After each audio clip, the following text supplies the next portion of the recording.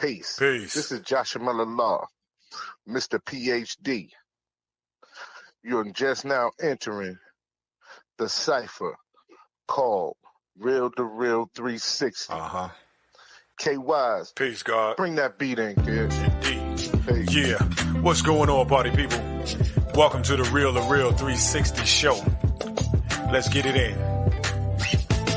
We do the knowledge and wisdom so you can understand. Real to Real 360 shows in full command. We changing the game for how it all was taught.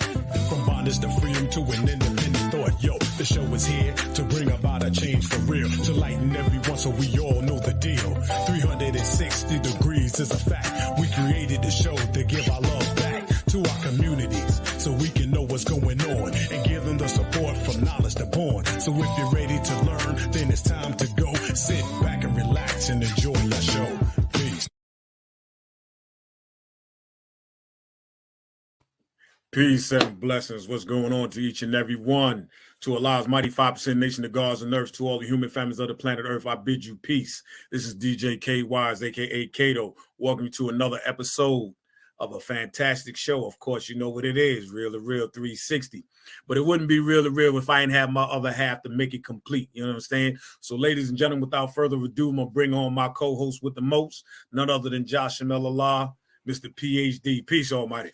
Peace, peace, peace to all our followers and listeners. Make sure that you're liking and subscribing, hitting that button. But today we have a very, very dynamic show. We're waiting on this one.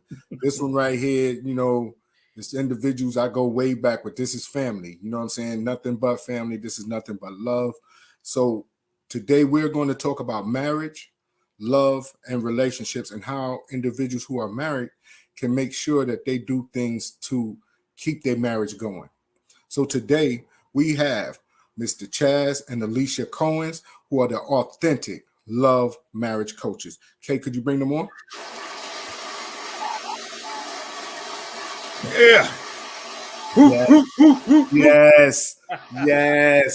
Now, ladies and gentlemen, you know, I know a lot of times people say we bias and everything else because we have a lot of individuals that come from where we come from that's on our show. But that's just telling you the greatness that comes from the area that we grew up in. So today we have two individuals that I have a lot of love for. And every time I see, you know what I'm saying, Miss Alicia Cohen or see her and her sisters, I holler out Stephen Street because that's the block we grew up on. And it's nothing but love for her and her family. You know what I mean? Because our families always intertwine. So I would like for Mr. Chaz and Miss Alicia to come on and introduce themselves to y'all so y'all know exactly what y'all in for today. Okay, ladies first. Ladies first, that's right. Ladies first. As the God Jahshamel said, yes, honestly, truly, we are from Stephen Street. You know, from the Vale, exit 21 all day.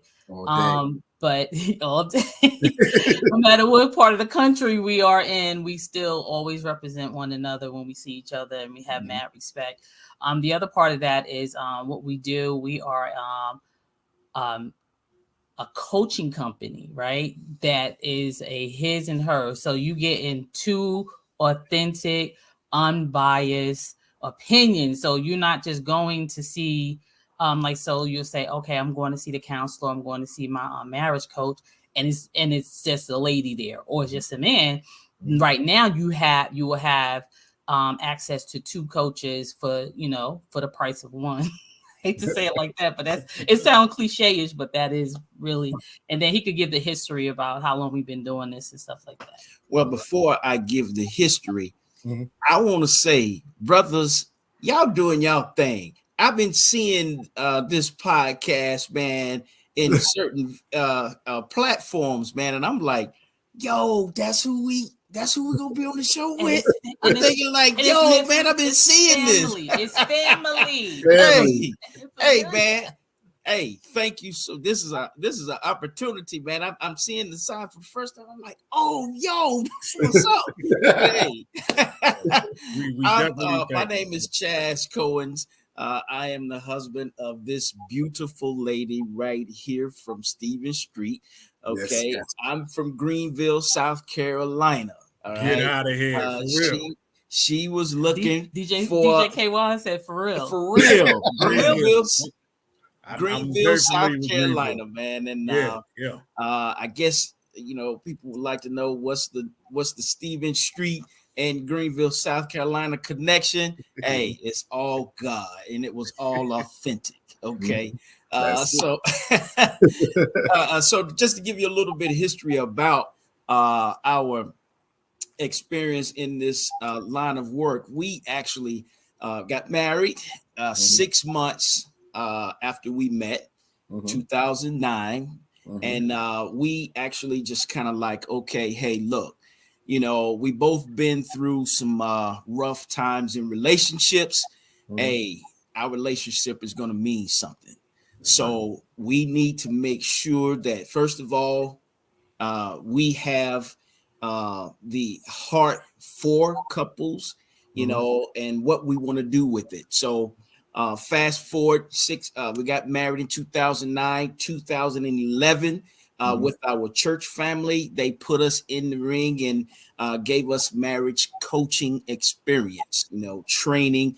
And we actually started there first, and going into 2013, we were full-fledged coaches in our church. And then we started working with a company called 2 Equals 1 out of Denver, Colorado, doing group coaching, where we were coaching 5 couples at a time. Okay. From 2013 up until 2020, we said, you know what? Hey, let's branch out. Let's do our own thing. Yeah. Alicia was furloughed from a job. She birthed Authentic Love Marriage coaching, and I fell right on in. This was a vision that was birthed from Alicia while she was furloughed from a job. And I said, hey, babe, let's run it. And here we are today, 2 years later. We've coached over about 50 couples in 2 years, and it's still climbing. We wrote a book called Marriage Coaching 101 Daily Tools. And now we have a podcast called Your Authentic Love Marriage Moment with Chaz and Alicia. As you can see, we're in our studio. So, hey, this is the history of us. And I'm telling you, brothers, if anybody out there on social media, y'all miss Stephen Street. I don't know what's on Stephen Street right now. But hey, I think I got the last of what's on Stephen Street. That deserves a round of applause. That right there. You know what I mean?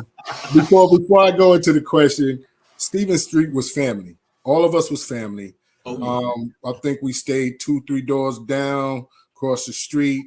We all played in the street together, hide and go seek, freeze tag, everything. Little kickball, everything on that dead end street. We didn't have to go anywhere to find friends and families and things of that nature, because we were all that with each other. So we were always family. And it used to be funny because I have a cousin that came from the South, and we used to all pick at him about the way he used to speak because his dialect was so strong, right? But it was family. But honestly, like right now, I wanted to know, like, what really inspired you to want to say, I want to be an authentic love marriage coach for people? This is what transpired in our relationship, right? We kind of looked at the coaching industry. Right. Most people that's in our industry that are coaches, they kind of want to hold you down to a 6 month to a year contract, kind of get things up front. But then we saw a lot of, couples who are really having a hard time. They didn't really want to deal with them and tell them the real truth about their marriage, because there was a lot of opinions involved in those counseling sessions. Right. It would be a single coach. It would be either a male or a female. Depending on the situation, the coach would go in favor of whoever and back off of their experience and their heart for people. Right. So when we came into the mix and saying, okay, hey, let's change the game a little bit. Okay, let's come from what science is really saying about relationships, right? A lot of coaches don't come from the scientific part of a relationship between spouses, right? What I mean by scientific meaning, okay, was there a trigger or a trauma before that relationship? All right. What is the history of their parents' relationship? Okay, were they abused?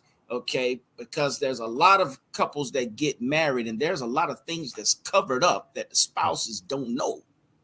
You know, but with different questions that we ask about the past, we can pretty much pinpoint where the root of the cause of the relationship is, and we want to explore the real, authentic truth behind the fact that what brought you two together.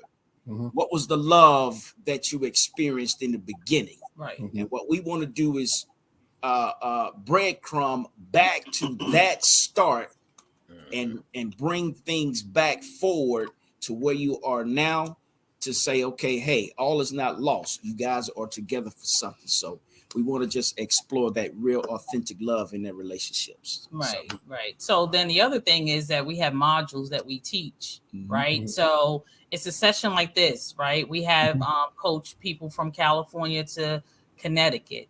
And so when they come to us, and it's usually one of the spouses that don't even want to come. I don't want to be bothered. You know, we're going to another counselor, we're going to another coach. But when they come, it's like the buck stops here, because we give them so much more, right? So as we're coaching them in a session like this, a live session, we're actually giving them a freedom, a space to speak and speak their truth, right? Because think about it, so many times that we don't want to tell our spouse really what we okay, babe, yeah, that's fine. But then when you do speak your truth, then it's like a whole argument. Well, you never said that before. We've been together 16 years. Now all of a sudden you don't like the way I cook rice, or you know what I'm saying? Now all of a sudden you don't like the way that my hair looks, or something like that. But he or she probably was concealing that fear, and we call it concealed fear. So we're going to get into communication and stuff like that as well.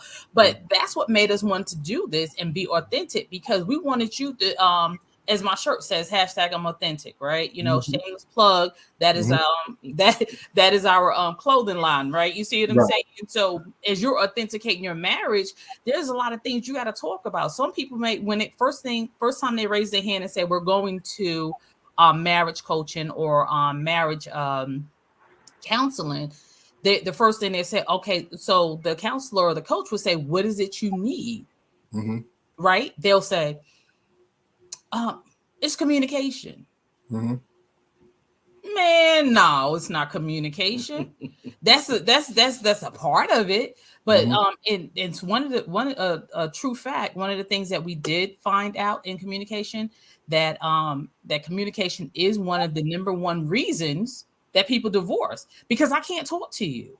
Right. And if you don't feel like I could have an authentic conversation with my spouse to spouse, then there lies a deeper situation, because we're going to get into that. Once we get into the communication, we're going to go, we're going to go further into that. So we will have a little small segment on communication, and we're going to talk, and we're going to get dive a little bit deeper into that. But hopefully that answered your question, the reason why we started. I just want to add this real quick. There's going to be some commentaries that I'm going to pop up. Okay. And there's going to be some maybe questionnaires or whatever, but some of the ones we're going to pop up, if y'all look at them, if y'all feel like y'all want to address any of them or go with them, you feel more than free to do so. Perfect. Okay. All right. So I got a couple right here. One that says, speak about your queen. Okay. Dr. Harris says, trauma, if both have experienced it in a marriage, can be challenging. Yes.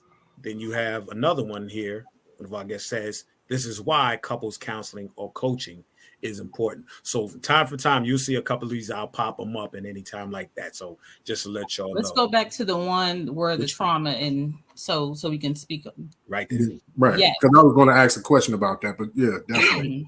So with the trauma, right?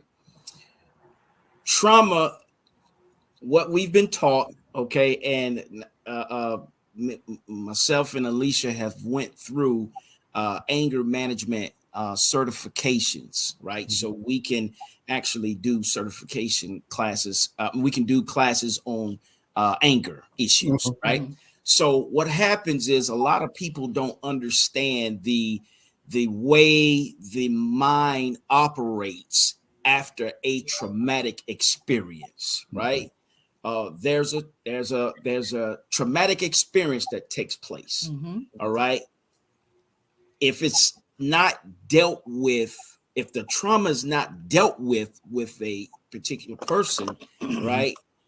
And they keep avoiding the help, because you have to talk to somebody. But let's just say I don't feel like talking to, I just want to stay to myself. And you have that, right?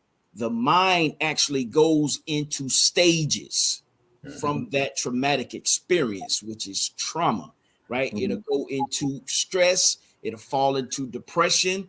Once it falls into depression, it'll fall over into a temperament, right? You'll start noticing a change in that person's behavior after that trauma. If it's a long period of time and there's nobody that has addressed it or talked with you or gotten help with it, then after that traumatic, after that temperament, it falls over into something dangerous, all right, which is the personality trait. It becomes a personality, right? When it becomes a personality trait, that means everything that you were worrying about in your mind and what was stressing you out, now the body is like, okay, I'm ready to take it in. Right. Okay. And it releases from your mind and it goes into the body, to where if someone you see that's having ailment or any issues sleeping at night, high blood pressure, okay, it's due to a traumatic experience that happened and it never got dealt with, and now it's a personality trait where you'll see, okay, hey, so and so wasn't like that 2 or 3 years ago. But what happens is when you get married, you're thinking the new life, okay, of the new life is going to change all of that, right? But then too, the personality comes and it brings in other stuff as well. So you now find yourself eating, drinking, or smoking, right? Or one of those things, right? Because what you're doing is you're beating up the body, because now the body has taken it in, right? So you're looking at somebody, you're like, man, yo, he looks different. Or you may not eat. You may just, you're a chain smoker, or, you may be doing something different because the body has taken it in, and now the body is looking for relief. If the body can't find relief, then the relief will come from something else. Yeah. Right. So that was another question that I was talking about my queen, right? Speak about your queen. And I want to say this to guys that's out there that may be having some issues in your relationships, right? Okay. Take a step back from yourself. Look at the one that you're married to, right? Your wife is actually there to be a helpmate. Okay. I was married before. Things didn't work out. I was young, right around 27, 28 years old. It did not work out. Right. So from the time I was 30 years old up until I met Alicia, 2004 up until 2002 up to 2008. I made this promise to myself that, hey, look, the one that I meet next, hey, God, this is going to be the one. I had to involve God's presence in my decision. Alicia came about, and sure enough, she was everything that I needed and wanted in a woman to be my queen, right?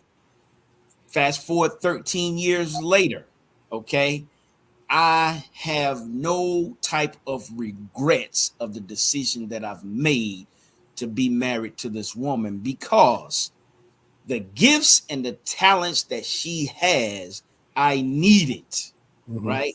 And the thing is, I embrace it because not only is she my second pair of eyes, but she has my heart in the palm of her hand, right? So I had to start developing this phrase that I have of the 3-strike rule. Anytime she sees something that I'm not really paying attention to, I give it up to 3 times. When she say, you need to look at that, you need to look at Or that, if you I need to mention look it at 3 it. times. If she mentioned it 3 times, it's my best interest to look at it because she's seeing something that I'm not seeing. And when I tell you, when I developed that, she's never steered me wrong. And then it's for your protection too, right? Because some men will put it in the category of nagging, you know, like she's nagging. Right. But in all actuality, she sees something because you know that she has that wisdom. Right. And when she has that wisdom, you know, she up here looking, and you guys are, you know, you may be at the surface level and you're saying to yourself, like, okay, man, you nagging. But she up here, she's like, I see it, you know, so her wisdom is up there and it's exploding. She like that eagle eye, and she see things, and she's like, don't step left. Don't step left. Don't step left. 3 times she said it. You step left, then oh man, you out of work for a whole month because you stepped left. Because why? You know, you done stepped on the rock, and then, you know, now you done twisted or rolled your ankle. But listen, your wife, if it sounds like she's nagging, you know what, take a step back and then get to know the reason why she says that. Or if she feel like she has to repeat herself, then take a look within yourself and say, what am I not getting? Right. So does the words "I told you so" have to follow that, even if it is a correct thing? Well, here's the thing about "I told you so," right? The reason why, and check this out, the reason why "I told you so" comes into place is because we don't like to hear it, because it gets us into our emotions. But hey, truth is truth. They told us so. I wish that they wouldn't say it, because when they say it, it really hurts because they actually did tell us so. Right. There's a question right here from Dr. Harris, right? Dr. Harris says she often hear Black folks talk about want to do couples counseling or don't believe in premarital counseling. Why is this an issue for brown and Black folks? So here's the thing of the reason why it's such an issue in our community is because the stigmatism, and we naturally don't like we don't like nobody else telling us what to do, period. Okay. I mean, you telling me what? No, because when our feelings and our love is involved, counselors could actually see some things, especially if they're doing it the right way. They can see some things and advise you on not to do. But a lot of times we don't want to hear that. Right. We want what we want when we want it. And when we get it, when there's a mistake that is made, it's like, man, I should have, or I should have, could have, would have. But it's best to get another opinion before you jump that broom, because it's forever. Right. It's life. It's a lifelong life commitment. It's nothing to be played with. Right. So can we contribute that to traditional teachings? Yes. That's what I was getting ready to say. Yes. Most definitely. You can, right, DJ. You can. So think about that. So the reason why you don't want to, it's just like going to the doctor. Some people don't want to go to the doctor. I don't want to go to the doctor. You know why? Y'all listening? Because I don't want to know what's going on with me. I don't want to go to a marriage counselor because I don't want to know what's going on with the man or the woman that I'm going to marry. I don't want to go to the marriage counselor or the marriage coach because I don't want them finding out, seeing, you know, and seeing what you don't see because you got your blinders on with your love, You got your love blinders on, and you just run to the altar. You in love with the idea of marriage. You know what I'm saying? No, you in love with the idea of a wedding, but you're not in love with the idea of marriage, which is a lifetime. Now So that's where I wanted to touch at. The difference between a marriage and a wedding. right. And how people look at the relationship based on the wedding and not the marriage. Right. Also, in the beginning, if you've been married before, is it best to go through pre-marriage counseling to work out some of the things so you don't bring it into the next marriage? Right. Most That's definitely. what we did. Most definitely. That's what we did. Because here's the thing: a lot of times we could be running from ourselves, right? And what I mean by running from ourselves, there could have been something that's my fault that caused the relationship to go sour. Yep. Right. It could have been, you could have had the perfect one for you, but I screwed it up. Right. So therefore, if I go into another relationship without counseling, I'm going to screw it up again, because why? I need to get me out of the way. So if I don't get me out of the way, the other person that I'm going to be yoked with is going to have hell, because I ain't got rid of my stuff yet. Ain't got rid of, look. So it's it's best to go to counseling for someone to say, okay, this is the issue that you have. You might need to pay attention to this because your soon-to-be spouse doesn't agree with some things that you're doing or the behavior that you've created for yourself. You know, so it's best to do that, because here again, we tell couples all the time, this is your life, right? You only got one chance to live this life.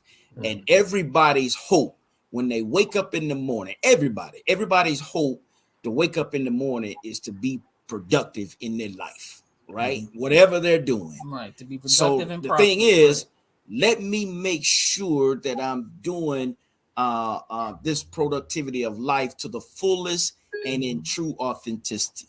Right. Wow. And there's something else I want to add to that. So when I told you that we would get a couple, one of the spouses say, "Hey, I didn't want to come here," and so we would always say to him, "So let's liken it to sports, right? So we're going to liken it to sports. So you're like the number one player on your basketball team, right? So you can come down, you can dribble half court, you can shoot, you know what I'm saying? You rebound, you do all this other stuff, right? But the coaches say to you, you know what? I need for you to go to the dribble coach because you're only dribbling, you know, your strongest is to your right, which you should be, you know, strong on both sides to your left. So I want you to go to, you know, the dribble coach, and I want you to work on that. Coach, I've been playing, you know, I've been doing this for like, you know, 10, 15 years. I already got that. You know, yeah, I know how to go to my left, go to my right. And so the coach was like, no, I need you to go ahead on and do that. So eventually you end up going. Your marriage coach tells you, you know what? Hey, you do this, change this up. Then you come down, you scoring. You like you become now the number one scorer in the league, right? Just by you adjusting or tweaking that one little thing. So that's what we like in our coaching skills too, as marriage coaches. You know, you come here, we're not going to tell you what to do because that's not what we do. Counselors tell you what to do. Coaches coach you to a better life, to a better marriage, to a, you know what I'm saying, to a better relationship. And that's what we do. It's just a little tweaking. We're not saying you all bad. You know what I'm saying? Because some of your bad is what, you know, what turns into good, which, you know, she may like the bad boy about you. You know what I'm saying? But you know, add a little bit of good to that. Okay. Right. There's another question from Dr. Harris. Do you coach non-traditional couples, long-term couples who have no desire to be married? If you have no desire to be married, we can't help, because here's the issue with that, right? This is not something that is like, okay, let me make a guess at it. Let me just try it out to see. Right. Like I said, again, this is your life. Right. And this and our company is Authentic Love Marriage coaching. We coach marriages, right? But if you're looking for premarital, and we do premarital, but if you're looking for a relationship coach, there are relationship coaches out there that do what we do. And I don't know if there's a couple like this, you know, because we're authentic, you know what I'm saying? All day. Ain't nobody from Roosevelt and Stephen Street. but all right, but you know, our company is coaching marriages, and that's what we do. And you know, thank you so much for bringing that up, because we do get a lot of people that we have to say, hey guys, we don't do non-traditional, even though in the past we have done it. But we want, when we have a premarital couple, we're coaching you to the end of the line. We're getting you across that finish line to marriage, down the aisle to marriage, right? Also, the other thing that we do, all of our couples that we have coached, they come back to us for a maintenance. You know what I'm saying? Like they'll, like you always will have access to your coaches, Chaz and Alicia, your authentic coaches. We're certified marriage breakthrough coaches, and we're mastered in life and marriage, really, marriage and relationship coaching as well. So if there's an individual that want one-on-one coaching, you know, from Coach Alicia, yes, I can give you that. But I'm telling you, what my heart and my desire is to see Black love and see people win in marriage. Yes, sir. I think that I'm gonna go back, because I have to say that I was one of those persons very reluctant as to going to a marriage counselor. Why? Because it was one-sided. Yes. So, not saying that the person leaned towards my wife's side or my side, but just because it was one person, and it was a male. I would rather have gone to a male and female couple, and not to say truly, I have to say I would like to go to my people that can relate more to our thoughts, to our issues, and our concepts. Other DJ, than somebody else that has no clue about what really goes on in our family structure, our cultures, our ways of living. Because the first thing they're going to do is implant some negative stuff that really has no clue with it, even though they may think it's good, but it can do more harm than good. So I want to applaud you two again for y'all coming on the show and doing it.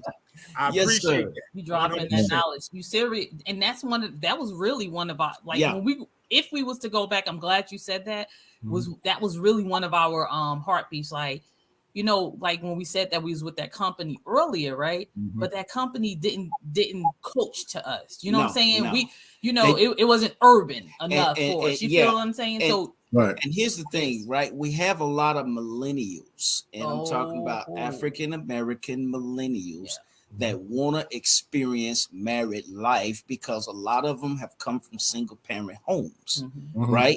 And they want to experience it, but don't know how. We're the champions for that, because hey, a lot of our community have not gone through the stages of having successful married relationships. Now, I'm not taken away from grandma, grandpa, you know, those that from back in the day.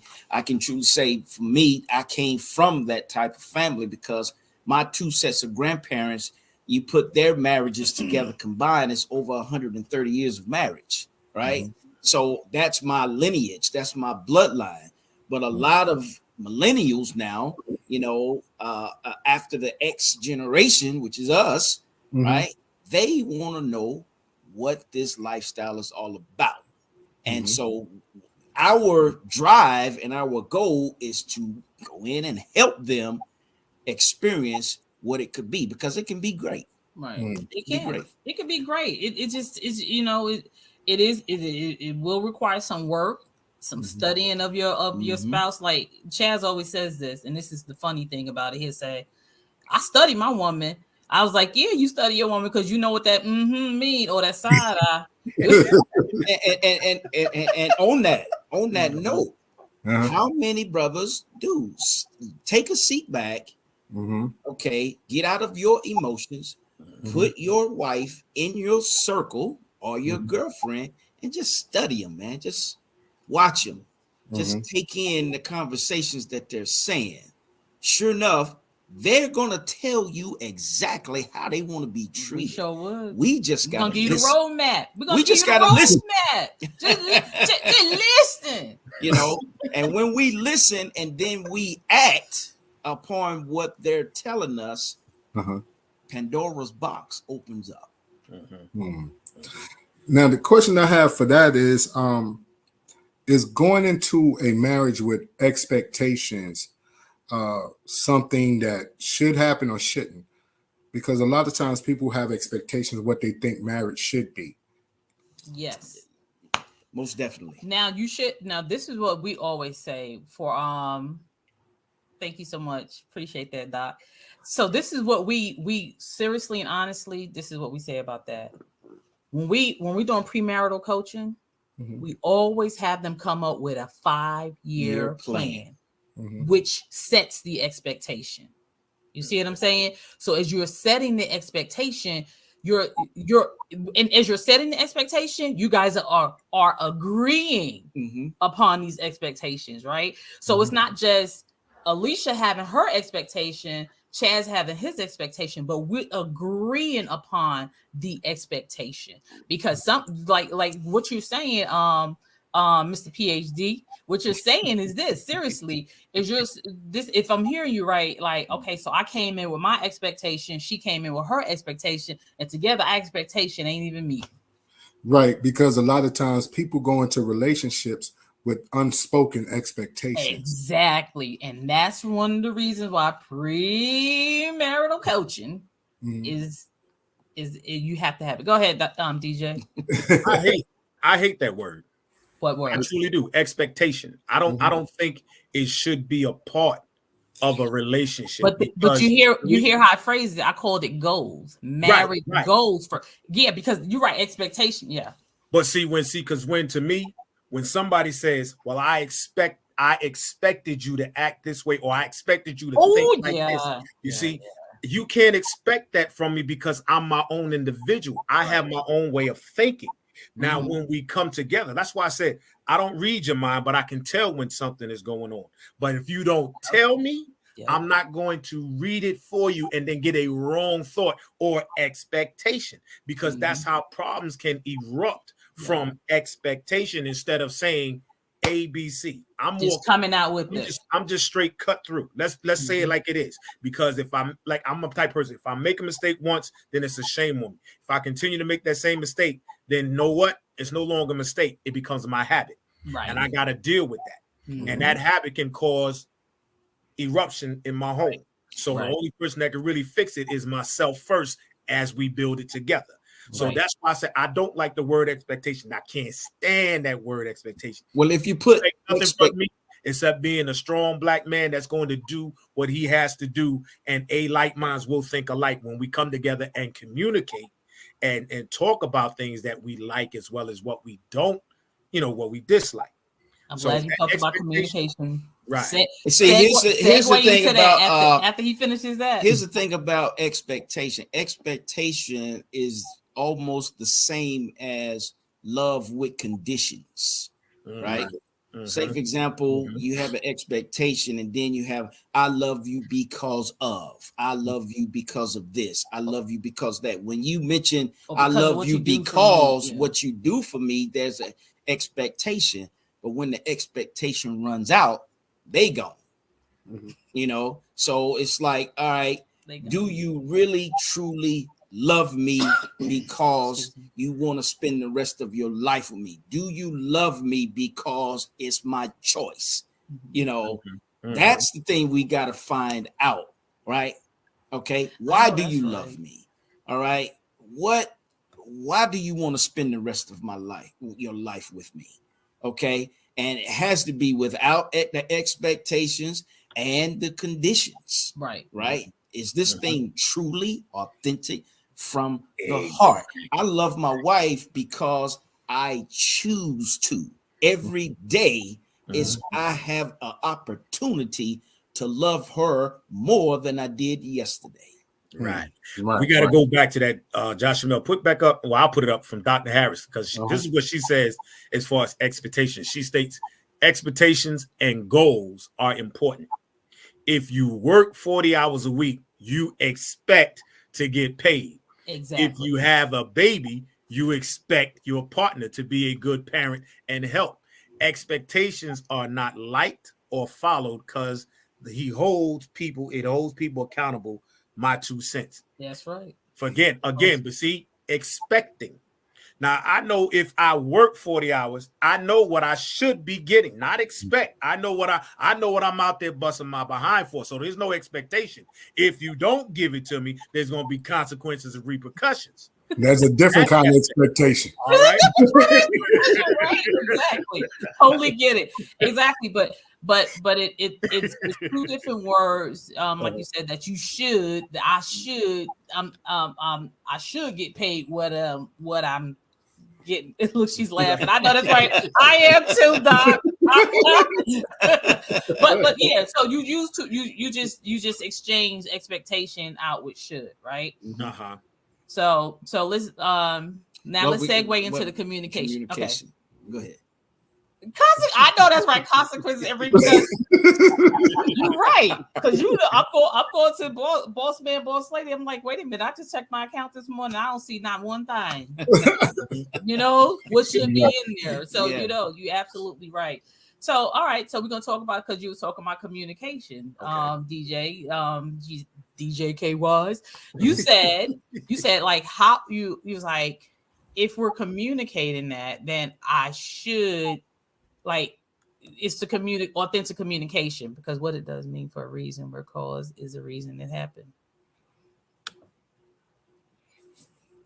He dropped. Hey, man. It gets solid. Hey, y'all need to get Basim to be a guest, right? That's our big brother right there. That's Bishop. Hey, that's Big what's brother, up, he Basim. he did drop that. He did drop that. When we go into communication, right, guys? Mm-hmm. So we're talking about the communication, and the communication. Didn't you have to communicate when you dated?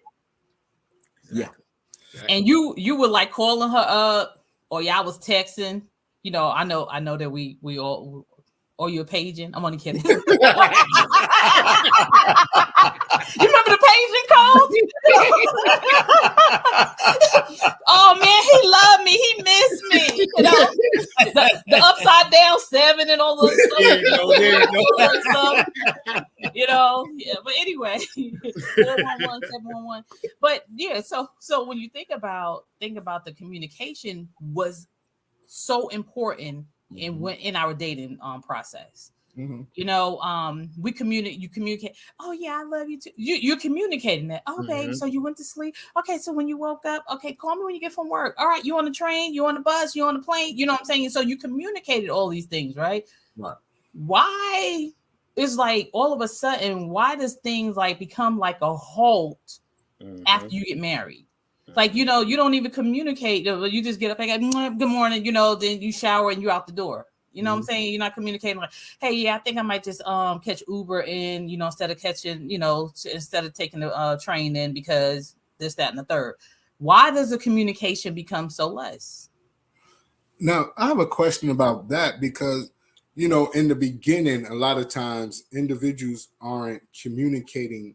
They're communicating their emotions, but not their intent. Mm-hmm. And when the difference, it's a difference. So I'm communicating a way that you make me feel, but I'm not communicating my intentions that I have honestly with you. It's the fear of the outcome. Right. The fear of the outcome, that what I'm thinking and way I'm feeling and what I want to do might not mirror what you will accept. So a lot of times, like when people get into relationships, it's always, I love you. I love you. You go to sleep. No, you go to sleep. No, you hang up. No, you hang up. So when you get to that point and you get past what they say, what is the honeymoon stage, and you go into the relationship and you're trying to figure out where this person come from. Right. Like, it's just that, right. What the thing is it's reality that sits in, right? Typically when the honeymoon stage, and we did a 7 levels of marriage. We did this on our podcast, 7 levels of marriage. where after the honeymoon stage, the reality stage sits which is in. the realization stage. It sits in, right. and once that sit in, that's where where did this person come from? Oh my God! He don't put down the toilet seat. Right. She don't even he cook don't like do, she used to. He don't do anything. But the reason why the intent is not communicated, because a lot of us have the fear of rejection, right? We don't want to be. We don't want to be rejected. Everything that we have and we think once we mention it, it's supposed to be a go. All right. Nobody wants to hear the word no. Nobody wants to hear the word with you standard. Nobody wants to hear that. It's just, hey, this is what I feel. This is what I want. Let's run with it. You know, but when we get the pushback, that's when we have the issue to where it's like, all right, do I really want to deal with this or not? Instead of saying, okay, hey, let's think about it and let's communicate and let's talk about it. And then talk about concealed fear with that too. Right. So we develop this term called concealed fear, right? Which actually brings on prejudgment, right? Concealed fear is, all right, there has been an episode in the relationship for, we call it high intense moments of fellowship, right? Which is literally an argument, right? But based on that argument, there's always an aggressor in that communication. It could be either the man, it could be the woman, right? Anytime that there is an aggressor in that relationship, in that conversation, right? The one that's less aggressive pulls back. When they pull back, okay, let's just say this conversation passed. Well, the next conversation that happens, right? When it's approaching, there's something I really want to say, but now I remember he went off on me or she went off on me the last time. I don't want to feel that no more. So I'm just going to go ahead and keep my feelings to myself because I don't want to deal with that. Right. Right.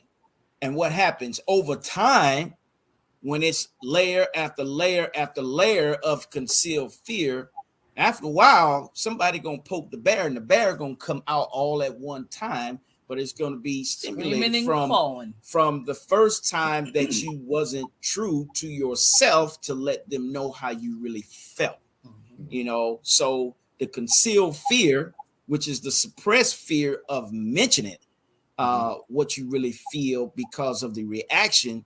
All right. We kind of trying to, you know, eliminate that and explore the real authenticity in you and let your spouse know, you know, what's really going on. Right. I'm glad you said that because my next question is this, going back towards anger management. Now, if one knows they have anger issues, even in the marriage, but just anger issues, period, for whatever can come. But during the marriage phase, you get into a heated argument. Okay. At a point where you know you're changing or your anger is changing you into a different mood swing. And you tell your next person, hey, listen, I need time. I need you to back away because I'm going into a different place or state of being that I don't want to be in. So I need time away. But the person doesn't understand that. It feels like you should be able to say what you want to say when and ever. But at that point in time, it's past that point, but they're not listening. So how, you know, what is the trigger point like, you know, because sometimes it can go out to an extreme and then it doesn't mean to be, but it can happen that way. It can be very explosive. So what can be the pre-measurements for both sides to say, hey, before it gets there, let me go ahead and give you your space, or do we just sit there and still just argue till the point of explosion? Well, the first thing is, and it's a two-part answer to that is in the middle, at the beginning of the conversation, there needs to be some ground rules that need to be made before that conversation takes place. That's what I was just going to talk about. That's what she's getting ready to talk about. Passive aggression. Yeah, Basim seen our last podcast. Okay, we talked about that. So what happens is rules need to be put in place. Far as, all right, there's something that I really need to share. It might rub you the wrong way, but hey, if you just take time to listen, they're already going to be on the defense because everything that we have to say, okay, it's already a shield. It's already a shield. Just talk. But it's like, okay, I have to put these rules in place because it's going to hopefully calm your emotions. Right. And but when he started doing that, he related the ground rule. I stopped going from so when you 0 to 38 smoking hot. When I used to put ground rules in place because, hey man, I wasn't used to she would go, her conversation would change and then the accent would come in. I'm like, what you talking about? Like, wait. You wasn't talking like that just a few minutes ago. What? I ain't used to that, right? I'm from the South. The She-Hulk came out, y'all. Man, I ain't used to that. So when I used to put those rules in place first, then it's like, okay, what, they ask me, what is, and I'm like, okay, it's stirring up. But then when I start talking, right, she will come. But at first, when it gets to that place where they're not listening to you, okay, we call it a strife break, right? When you mention a strife break, they have to respect. Y'all see that? You have to respect the strife break. When a person gets to a place don't be the aggressive. Don't keep pursuing because then that's when things happen. You know what I'm saying? Take a break. Right. Take a break. Do something. Go. But here's the thing: we have to make sure that after the strife break, you come back to the conversation because if you don't revisit the conversation.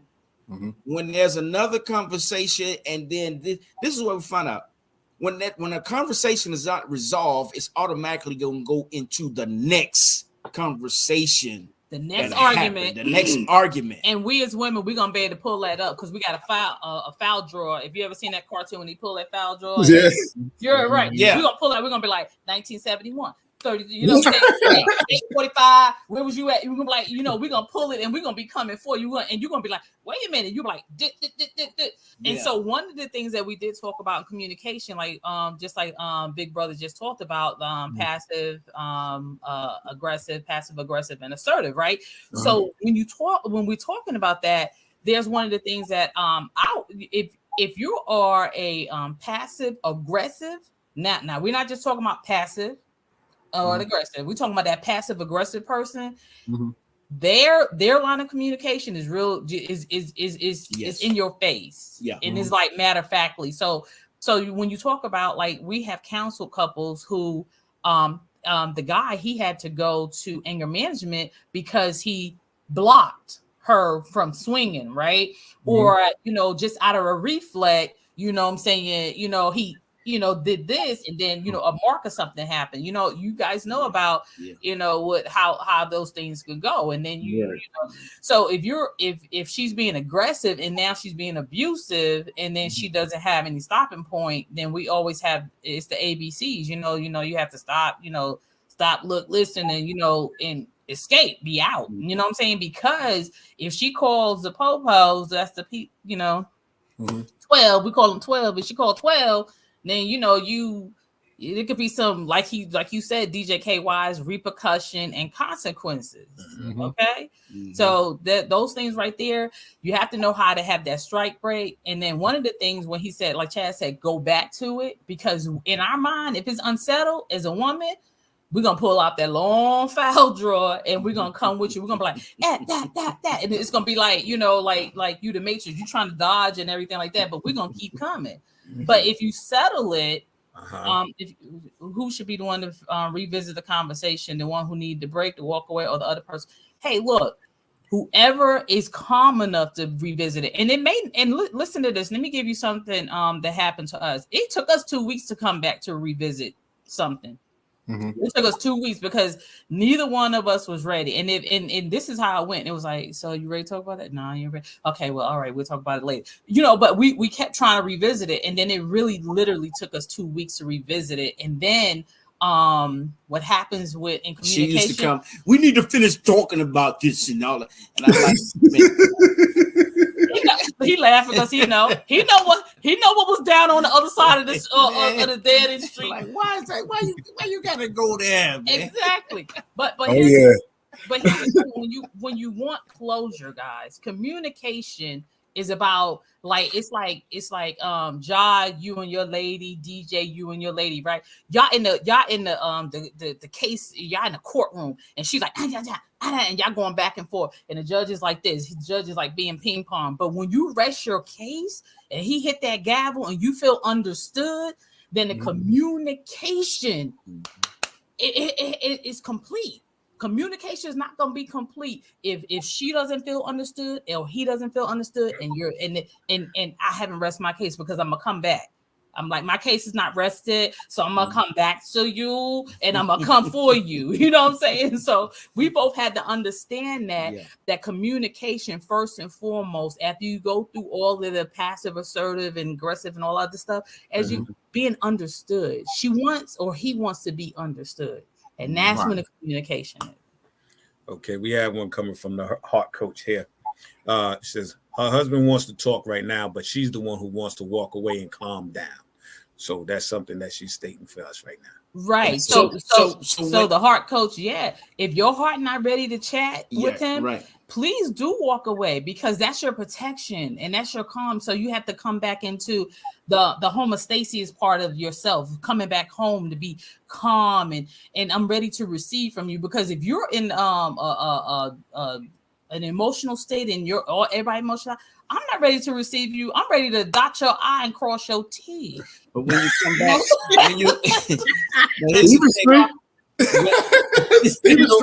I'm so glad that we have y'all, because this is truth, and this is what we need to talk about, because it's like you said, there's a lot of us couples who don't let these things out, who don't talk about what's really going on and keep things locked up in a bubble. And as much air that keeps going into it, that bubble's going to expand to where it can't hold it no more. So when it pops, it blows everywhere. So you don't know what directions to take anymore. Right. So we thank you again, because I feel this is been about one of the most important shows we've had, and we still going to keep going on, because y'all are dynamic. And all I'm gonna say is, we always used to tell everybody, you don't have a home away from home here. This is home. Okay. This is home. Right. We want y'all, you're laid back, kick back. That's what we're talking about. And then the relationship, we're talking about relationships on the Real to Real 360. You can call in right now, 336-807-9299, and talk to the docs, the master counselors right here. They ready for you. Mr. Chaz and Alicia. They're here. Let's get it. The thing that I have is like the nonverbal communication. That's the things that's not being said that's brought into the relationship, because we talk about the walk away. If an individual has been into abusive relationships and they never actually divulge certain situations or anything else, and they start reacting in that type of form in a relationship, how do you handle that? That communication. A lot of times, we have husbands that are non-verbal, but here's the thing. Yeah, we do coach them, boy. Your body is going to tell a whole lot, even if you don't communicate. You see this gap right here? That's I'm communicating. I don't want to be bothered with you. Yeah, the body language is going to tell everything, and it all stems from the concealed fear piece. A lot of people, couples we have, I ain't scared of him or I ain't scared of her. But here's the thing. But when we get them individually, when we do that individual coaching, it's still fear-based. Right. Okay, you can't get away from it. It's fear. It might not be the fear that you have the knowledge of, but it's fear because the environment might be toxic. The relationship used to be this way, but there's been some episodes and unresolved conversations that led to the nonverbal communication. There's a lot of factors, but here's the thing, right? You have to also take into account, okay, am I leaving? If I'm not leaving, I got to sit here and I have to work this out with my spouse. Right. See, when they want to leave, it's like that's the cheaper way out. You know, and then what happens when you leave? Okay, there's regrets that follows after, you know, and then it's like, oh man, what happens? You get to another relationship, you're gonna still have to deal with the same thing because there's gonna be remnants of what happened in the past relationship. It's gonna happen in the new relationship. The thing is, we have to overcome those fears in order for us to move and progress to the next level. Right. Are we out of time? No. We got so the heart coach. So you said I absolutely walk away because my mouth is cutthroat, but my husband is from Jersey and he's also direct. So he's very assertive in his conversation, right? And both of you are both very assertive. But here's the thing that one of the things that with me, really and seriously, what Chaz was talking about early on in our relationship, I was cutthroat. I had, you know, that tongue of a ready writer. You feel what I'm saying? You know, that sword, that double-edged sword that was coming out, that I was gonna cut you and get you, right? But then one day in my meditation, and I came out of meditation and I looked at my husband and I looked at his countenance. I had really almost destroyed his countenance just by my mouth. Well, you know, they say, you know, that a woman could tear down her house, you know, and you know, brick by brick. So I was like, you know what? I was like, do I want to be that kind of wife where I'm gonna, you know, even though he could be direct himself, assertive himself, but I was like, you know what? I'm gonna change the landscape of this and not be that woman that, you know, demasculate or come at him and destroy him, or see his countenance, you know, just destroyed. Like so that's one of the things heart coach that I want to say to you is that, you know, yeah, we're assertive women, especially women from the north. We're very assertive, right? And then, you know, we can be aggressive too with our conversation. But then if you start changing them, it says a soft answer turns away wrath, right? So, you know, like when he up there and he threw, you know, he like da da da da da da da. Then you like, babe, why you shouting and yelling like that? You know, why we gotta go all like that? You know what I'm saying? So she get like, so he gonna turn around, it's gonna stop him like, yo, okay. And in short, I want to just kind of touch on that question and add to what Alicia said. But a lot of couples don't know the real meaning of the behavior of a man and the behavior of a woman, right? And what keeps the man fueled. And I want to say this for us in our community, we thrive off respect, right? We have a tough time with society already with respect.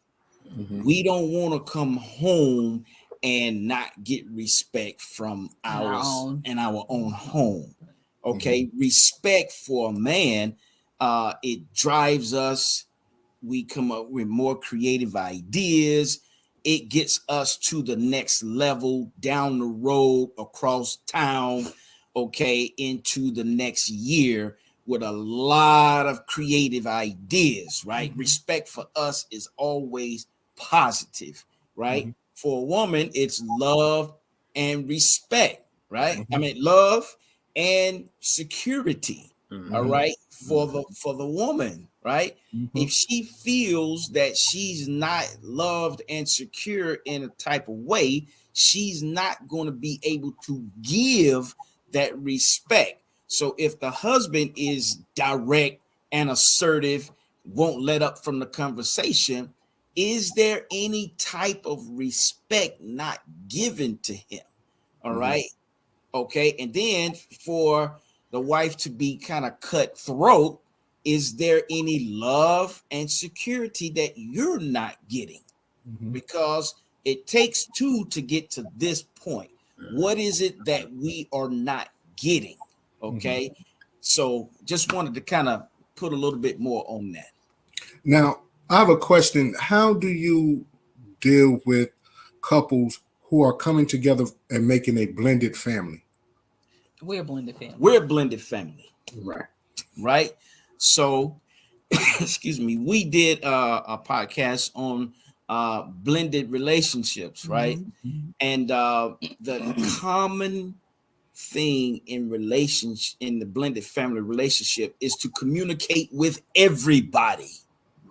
Right. So at the beginning, I was just talking with a guy just yesterday to where his daughter is in a blended family with her mother, and she's married, but he's the father, he's having beef with the husband, right?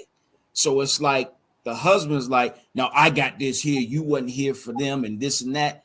And it's like the new husband is disrespecting everybody, the wife, the child, and the father. Right, because it was an incarcerated situation. Right, you see what I'm right. saying? It was an incarcerated situation. So she got married while he was in jail. While he was incarcerated. So you want to come in, so yeah, you were there, but still is respect, because the man, if he would have been there, you wouldn't be there.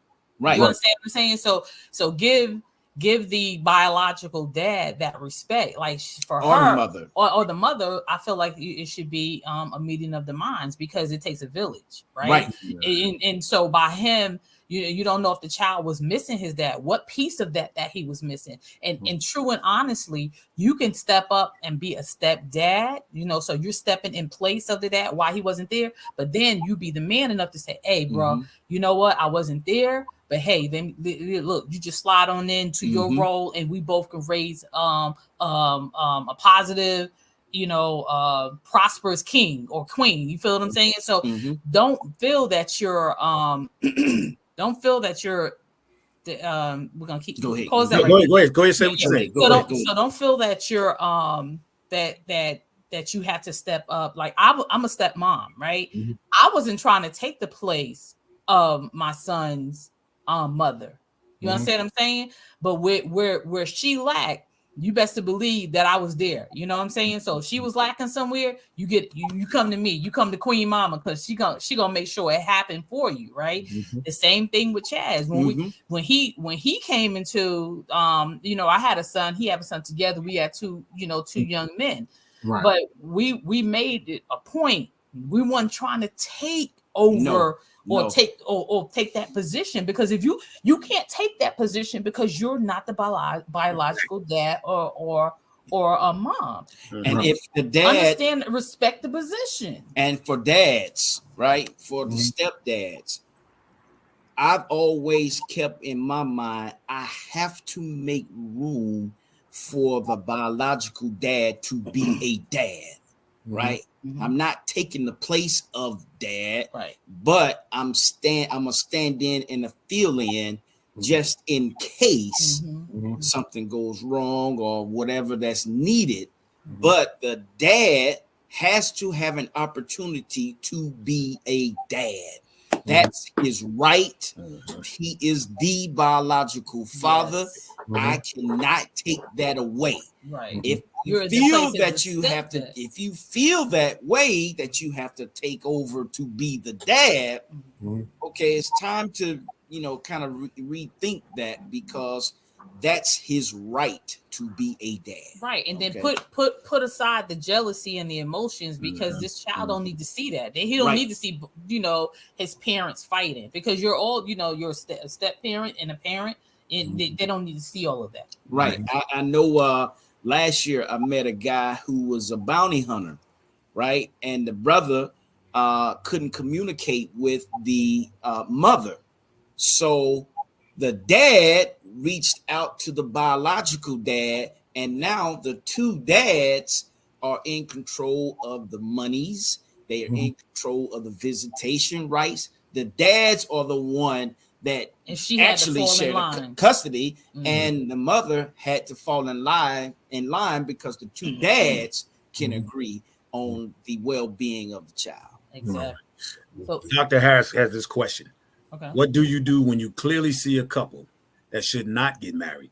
Red flags are present, and there are many. As coaches, how do you handle? Just say no. I want to get it, but really, no, seriously though, that's plain and simple though. And honestly, we're not gonna sign off because we do certificates. We give you a certificate of that you have went completion, through completion that you have went through premarital.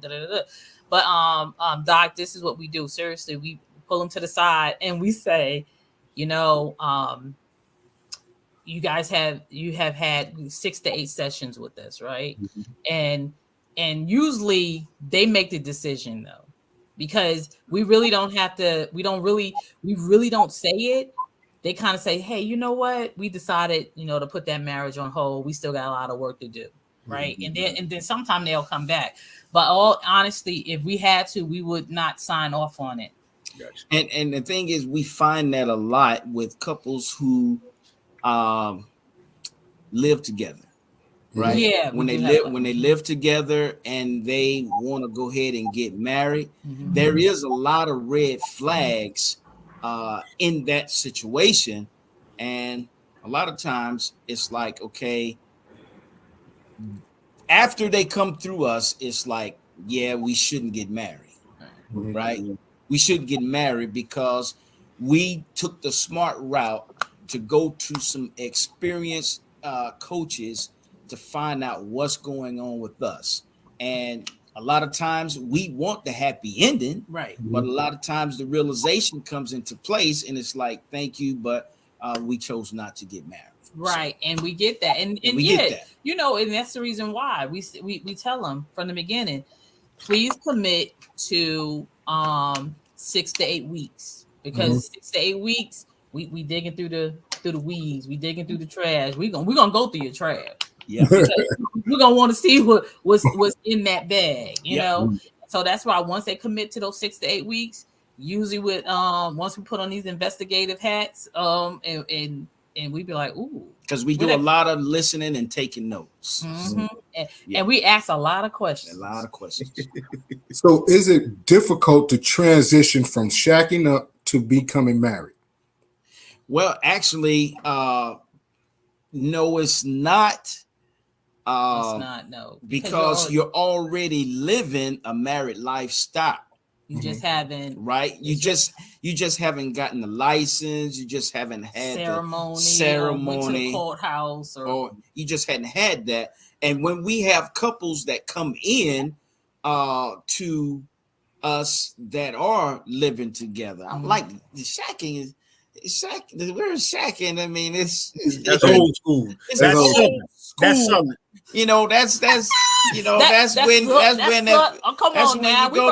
when you go to church, and then the pastor find out you shacking, then he bring you before the and then he say, hey, just want to let you know so and so is shacking, and they want to confess. So trauma. Hey, I'm sorry, but that's trauma for me. But anyway, but here's the thing: when couples come into us that are living together, hey, okay, y'all living together. Y'all literally gonna wake up tomorrow, so we're gonna talk to you as if you are already married. A married couple, and we're gonna teach you from the marriage principle, and that's their baseline. Because everything is in place as if you were married when you're living together. Okay, the mail comes to the house. Your address, both of your addresses are the same. For a couple to live together for a long period of time. We had a couple of couples that's been living together for 10 years and never tied the knot, and then have children that's born into that.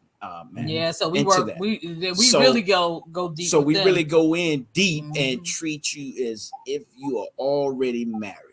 Okay. And turning that single life into a married life. A married life. So when they get married. Right. So when they get married, there's no transition because the coaches have already talking to you as a married couple. Once you do the wedding deal, it's it's no change. And the other thing to add on to that is we're talking to you to change your single-mindedness, because you're living together.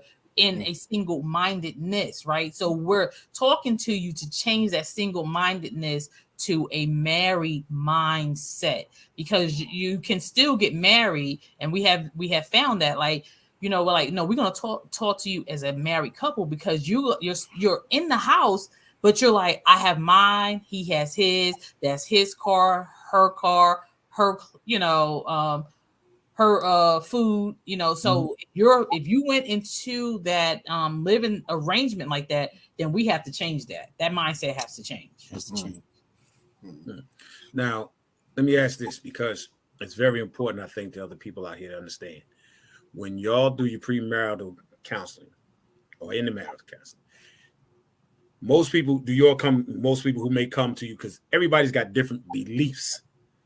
So you're definitely gonna have to be able to put away what y'all feel and just to communicate with the humane side, as far as let's take religion out the question, because you may get some couples that may not be religious, but they have we got all of them. We got you know, yeah, we got you know, Christian, Muslim, Muslim, one atheist, we got them all, we have them all, because the religion, street dudes and CNAs. What's that now? Street dudes and CNAs. Them too. We had matter of fact, from New Jersey. So them too. But here's the thing with that, right? Religion plays a part, but it's one of those things that we look at. You're married, okay, right? You're married, you're living as a married couple. Things there in the relationship is still the same, because marriage is marriage. Marriage is marriage. It's marriage. If I'm from Japan, I'm married. If I'm from Iraq or Iran, I'm married. You understand what I'm saying? At the marriage ceremony, however it works, however it goes, you're married. You're still married. It's still you're still under the umbrella of marriage. Right? Now the only difference religion brings in is if someone say, well, I was taught this or I was taught that, this is my belief from my religion, and we'll deal with that as it comes. But ultimately, you're married, okay? Right. She feels this way. She feels this way. You feel that way, and you have children. What can we do to help you get over what she did last night? Ain't got nothing to do with religion. Right. It's just that, okay, y'all got in an argument. Y'all came into a disagreement. How can we fix that? Good. Right. Now, can you explain to our audience what is the actual sanctity of marriage? Because a lot of people just look for the certificate and they say that I got a spouse. Can you talk to the actual sanctity of marriage? So here's the thing with the sanctity of marriage. That's a great question.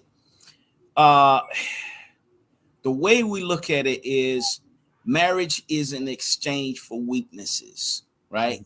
For strengths, right? Strengths and weaknesses. Strengths and weaknesses, right? Right. But here's the thing about marriage: you can't get married and you still having that wandering eye, if you will. Okay. Right. Hope I'm answering your question here. Marriage has to be, okay, this is my wife. I have to do everything I can to please my wife. But we're human though, right? So you're gonna look. Yeah, you're gonna look. So, okay, you're gonna have a snapback effect. Don't be you're gonna watch. Yeah, you're gonna look. You can't go through life with blinders on. You're gonna look. You're gonna look. But here's the thing: is don't engage. Right, just like, hey, mom, let me holler at you, man. Yeah, making arrangements to meet up, all of that. Right. So why be married? I take it like, okay, whenever we consummated our marriage and honeymoon, she's taking on my spirit. I'm taking on her spirit. I have to cherish her spirit. She has to cherish my spirit, right? If that's not protected, if it's not defended, if it's not true to your heart, okay, well, what is sanctity of marriage? I mean, it's just you're leaving a wide open gate for everything to come into your marriage to split you apart. But thereby, like he said, though, what you just said, a wide open gate. Some people have open marriages, right? So if you agreed to an open marriage, then usually that's what a lot of times a lot of couples and they have this idea that's going to make it better to have an open marriage. There's rules to that game too. It's rules to it, but what happens when it comes to just that one that's better than you? Exactly, and then you ain't obeying the rules. But you know what? we've had one that the girl that the one that came in, not the spouse of the spouse, but the one that came in, she was better than the wife. So his preference became that she became jealous. So it became like, oh, so then we're divorced. Then you marry the swinger that come into the marriage, right? But then y'all not even working out because she's swinging with Tom, Dick, and Harry. Excuse my language, but you understand what I'm saying. So when the sanctity of it, like they're like, oh yeah, we could swing, we swingers. But I'm telling you, that jealousy hit when like he said, I look over there, and she doing things to him that she don't do to me. Right. So you gotta be careful with that. You know what I'm saying? Because it's a thin line, very thin. Now, the thing is, when you notice that a couple is into, because open marriages are basically considered lustful relationships. Yes. Okay. Yeah. Come on, Mr. PhD. Lustful relationships. Now, if individuals come to your coaching session and they start talking on that level, is that the advice that you give them, as far as you might want to fall back from getting married? Or anything like that? See, those are non-traditional couples, right? And then so when after that, everything, the whole session just stops. It has to stop. It stops because we will tell you that that we're not the one to coach you for that because then our opinions and beliefs will come into place because we believe in two becoming one. Right. Not becoming one. Can't do that up. Come on now, what's the mathematics for the day? But no, seriously, you can't get 4 can't be. It just doesn't work. No, 4 don't go into one like that. 4 and 1 ain't gonna work like that. No. Right. Here's Dr. Harrison. Many are now questioning marriage, asking what are the benefits and that it benefits men more than women. So many relationships gurus are questioning marriage or encouraging others to question. I'm not exactly sure how I'm following that, but no. So here's the thing with people questioning marriage. A lot of high level citizens, intellectual citizens, okay, people who have money, saying that they feel that marriage is an old institution, right? Okay, it's not meant for me, okay? But all at the same time, you want to be with somebody for the rest of your life. So when you want to be with somebody for the rest of your life, marriage comes up. This thing about living together, okay, and not wanting to be married. Right. I'm your life partner, but I'm not good enough to be your life partner as your wife or your husband. But you want to live with them. But you want to live with me. You got to. What's the Cincinnati of that? So how does that come in place?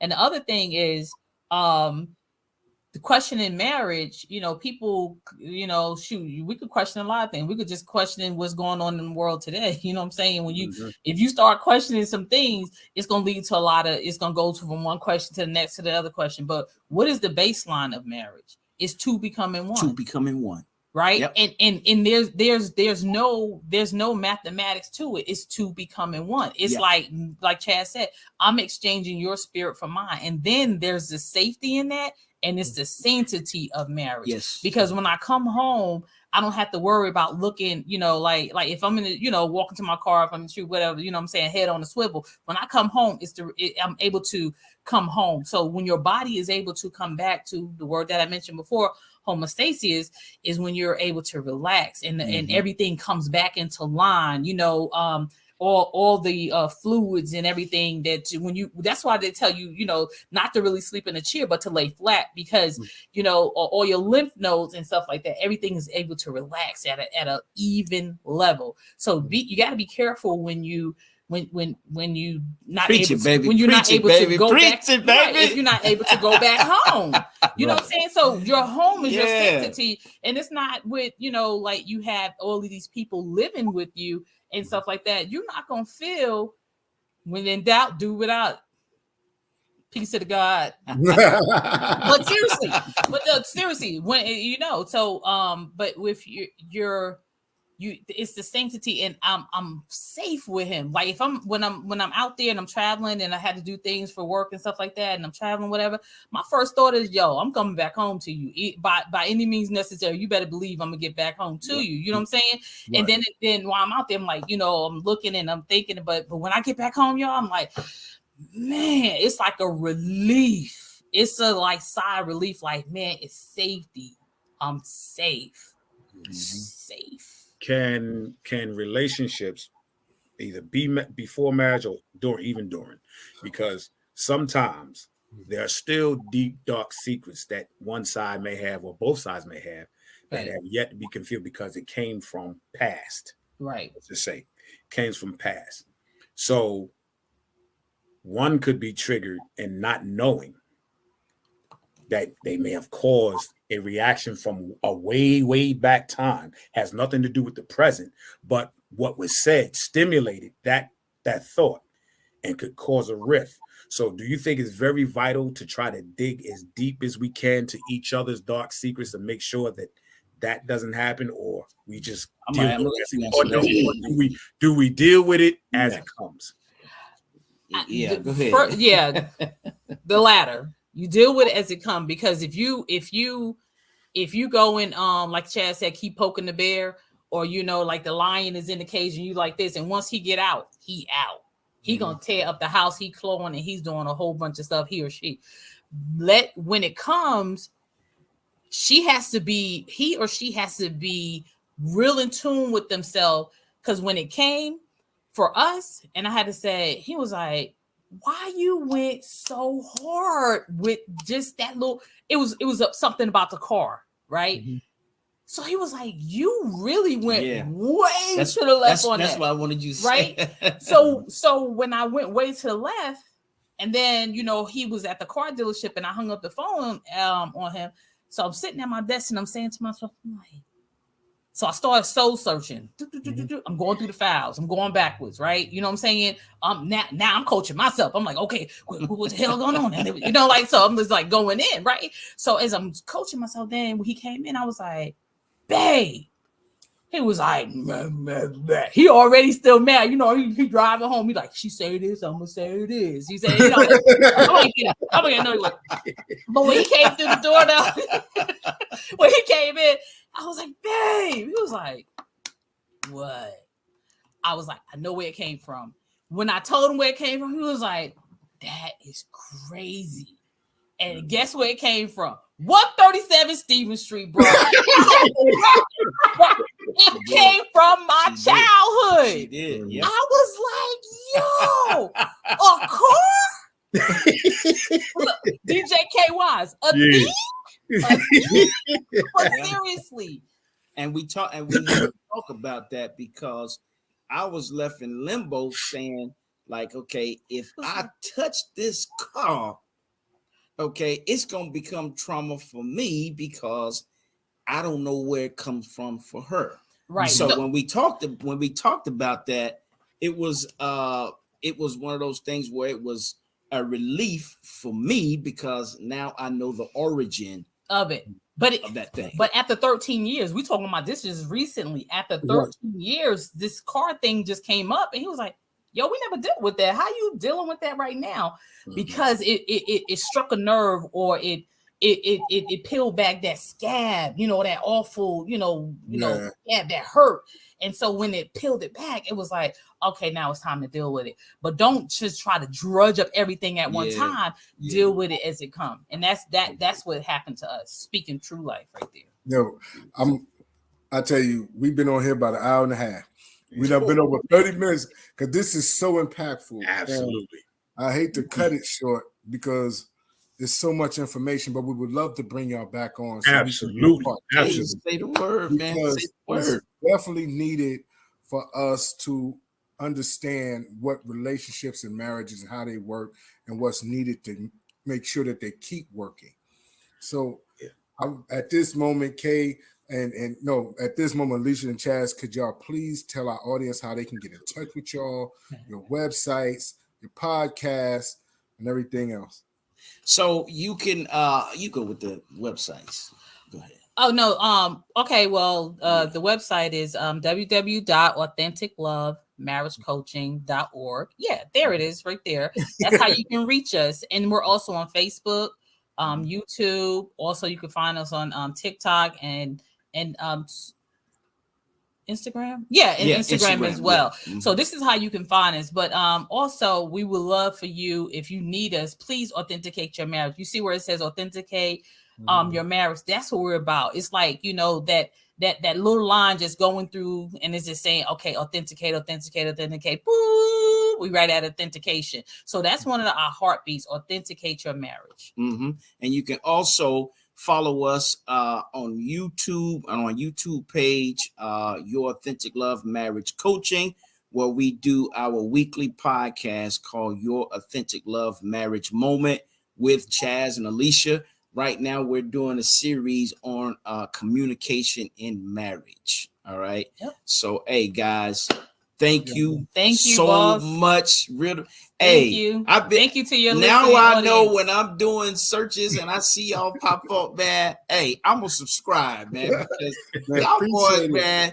Y'all got the big hitters on here. Like, yo, we in that group of guests that comes on this show.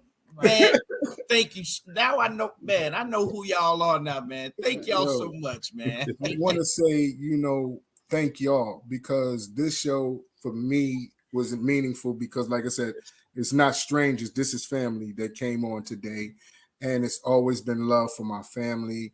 And I love to see y'all grow, and the things that y'all doing is so meaningful and so beautiful that y'all actually are coming together as a married couple to help other married couples. So I want to thank y'all for coming on and give us like 2 minutes afterwards so we could talk it up, chop it up. And, like I said, fam, it's always love. You know what I mean? We Stephen Street till we gone, Till we gone, baby, all day. And Chaz, you know what I'm saying?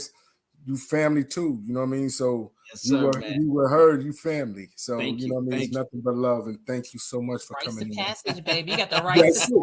You Stephen Street now, baby. Hey, man, I'm telling you, hey, man, thank you so much, because, man, I'm telling you, first time I was, she took me to Stephen Street. We're gonna chop up later. Wow, we're gonna chop up later. All right. Peace to my righteous brothers. I know that's absolutely. We're gonna chop that up with 2 minutes later, so we'll get it off camera. Okay. Well, listen, Mr. and Mrs. Cohen, we truly thank you. We salute y'all. We give y'all everything. And we are definitely looking forward to having y'all come back home the next segment, because there's more questions. There's definitely more questions. And from our viewers, it's definitely a phenomenal show that they want to. And I'm getting so many stuff hits. And if you see, my wife was commenting on there as well. So I hope I can go. I hope I can get in the bed, not the couch. So if you feel, tell I love her. Tell I love her. But no, it's been a pleasure. It's been a phenomenal. and we're gonna chop it up in the chat room in the back for a minute. So Okay. we're gonna take y'all off as we say goodbye. Job, before you go, you know what we do. We got we got coming up next. We got a line with Alicia to help those single people find relationship and love. This week we're doing a series on relationships and love, and also too we're going to address, emotional sex abuse and everything else this week when it comes down to dating an individual who has been sexually abused and things like that. So we're going to deal with the pros and cons.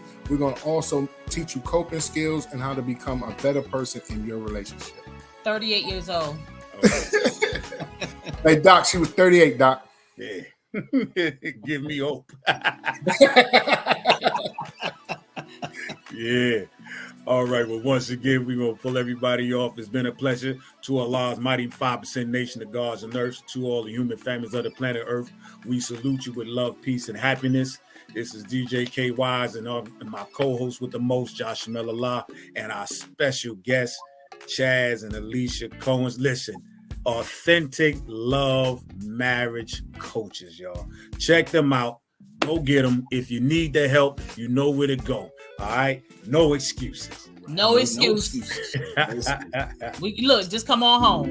That's it. Yeah, ladies and gentlemen, we're starting to come to the end of the show, and I want to take the time out and thank our guests for coming on.